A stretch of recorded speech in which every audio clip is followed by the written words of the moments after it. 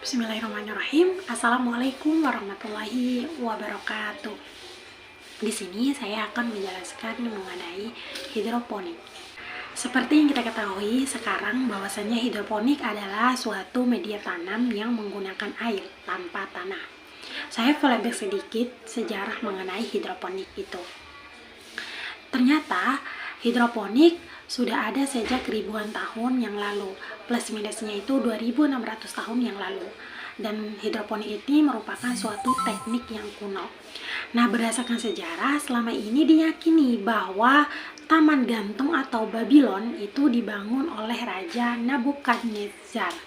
Akan tetapi, hasil penelitian Dr. Stephanie Dalley dan Somerville College yang merupakan bagian dari Oxford University, mereka membuktikan bahwa Taman Mega itu memang ada, sekaligus membantah bahwa Taman Gantung itu dibuat oleh Raja Nabukadnezar.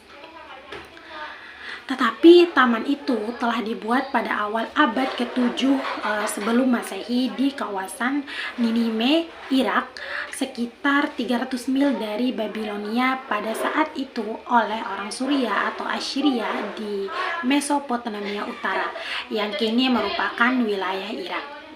Nah, sedangkan hidroponik mulai masuk ke Indonesia sekitar tahun 1970-an. Pada tahun tersebut menjadi materi perkuliahan di perguruan tinggi yaitu UGM. Pada tahun 1980-an, Indonesia mulai mengembangkan hidroponik. Praktisi pertanian Cipanas, Jawa Barat bernama Lin Hasim menggunakan teknik hidroponik untuk tanaman hias, namun aplikasinya di Singapura. Daya secara hidroponik pertama kali dilakukan oleh Bob Sadino pada tahun 1982 pada lahan seluas 2,5 hektar. Budidaya sayuran secara hidroponik ini merupakan aplikasi dalam skala industri. Nah, sejak tahun 1983 sampai 2003 tercatat hanya ada 2 perusahaan yang mengembangkan sistem hidroponik sebagai industri, yaitu Agrikultural pada tahun 1998 dan PT Kebun Sayur Segar pada tahun 2003. Nah, perkembangan sistem hidroponik di Indonesia ini dilatar belakangi persoalan masyarakat yang ingin mengembangkan pertanian, khususnya tanaman hortikultural meliputi tanaman sayuran, buah-buahan, hias, dan biofarmaka. Adapun kelebihan dan kekurangan dari hidroponik itu sendiri. Nah, kelebihan hidroponik itu sendiri yaitu produksi tanaman lebih tinggi dibandingkan dengan menggunakan tanah. Lebih terjamin kebebasan tanaman dari hama dan penyakit.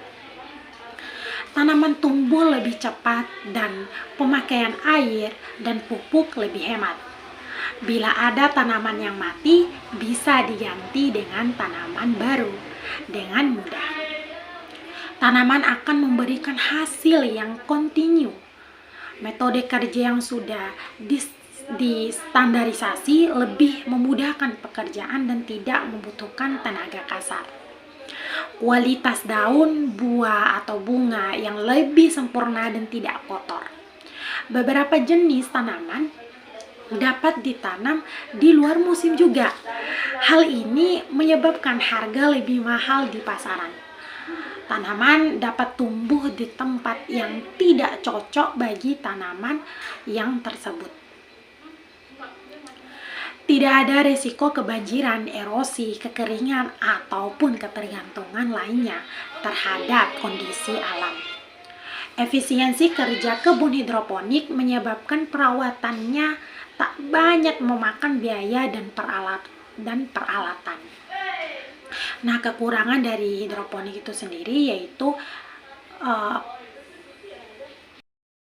adapun kekurangannya itu aplikasi pada skala komersial membutuhkan pengetahuan serta pemahaman yang baik tentang prinsip-prinsip fisiologi tanaman dan kimia organik. Butuh biaya untuk investasi yang tinggi pada skala komersial, terus butuh perawatan intensif terhadap peralatan, dapat mengelola tanaman selama pertumbuhan atau pemberian nutrisi itu sendiri. Ketersediaan air harus konstan adanya juga limbah dari substrat yang tidak dapat didaur ulang. Itu merupakan kelemahan dari hidroponik itu sendiri. Terus dari kelemahan-kelemahan tersebut nanti akan dijawabkan di nomor 3 ya. Nanti saya akan jawab. Kira-kira untuk solusi dari kelemahan-kelemahan ini, kira-kira kita harus menginovasikan apa? Jadi kita udah ketahui pengertian hidroponik, terus kelebihan dan kekurangannya, terus kira-kira konsep penting hidroponik itu sendiri apa sih gitu. Nah, saat ini hidroponik itu dianggap sebagai pertanian masa depan.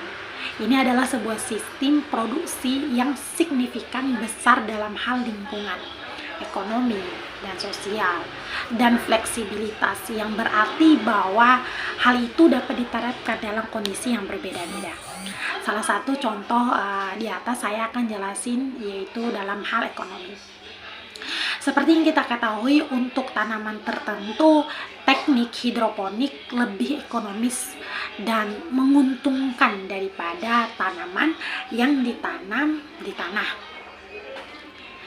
Dengan menggunakan hidroponik, kita dapat memperoleh hasil yang lebih banyak dalam yang lebih sedikit gitu daripada pertanian tradisional. Nah, ada beberapa keuntungan menggunakan teknik hidroponik sebagai berikut. Yang pertama, produk lebih banyak per unit permukaan dan kualitas lebih baik dalam waktu yang lebih singkat. Hal ini berarti produktivitas yang lebih besar. Produk hidroponik lebih bersih dan segar daripada produk tradisional. Hal ini memungkinkan untuk mendapatkan harga yang lebih baik. Yang kedua, produk dapat dihasilkan pada waktu yang tepat. Artinya, kita dapat meningkatkan produksi pada saat-saat tertentu ketika kurang pasokan atau bila ada permintaan yang lebih besar dengan harga dan kualitas yang terbaik. Berdasarkan kelemahannya di atas tadi kan, yang jelasan pertama tadi, kita dapatkan referensi kira-kira apa yang harus diperbaiki gitu. Dari beberapa kelemahan pasti ada permasalahan utamanya. Di sini saya mengambil di bagian pipanya, di mana di situ saya dapat menginovasikan agar pipanya selalu bersih dan tidak mengendap, sehingga tidak ada kendala dalam proses perkembangan tanaman.